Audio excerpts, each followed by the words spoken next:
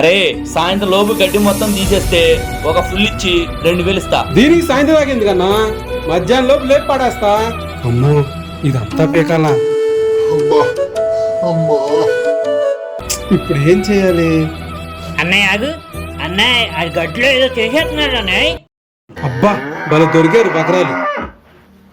అరే రాజేష్, గడ్డిలో ఏం చేస్తున్నావురా? పొద్దున గర్ల్ ఫ్రెండ్ తో వచ్చాను రా, 40,000 రూపాయలు ఉంగరం పడిపోయింది, అదే ఎత్తుకుంటున్నా. మేము ఎతుకుతాం లేరా. నాకు కూడా కావాల్సింది అదే. ఇంత నిదానంగా చేస్తే మన పని వర్కౌట్ అవుతుంది. ఏం చేద్దాం రే, ఇది ఇలా దొరికేదట్లేదు కానీ పదండి వెళ్ళిపోదాం. దొరికిద్ది అనుకున్నాం. పాపం పిచ్చోడు 40,000 రూపాయల ఉంగరం వదిలేసిపోయాడు. మనం వెతికి పెడదాం పా. నీ చేసిన ప్లాన్ వర్కౌట్ అయిందా?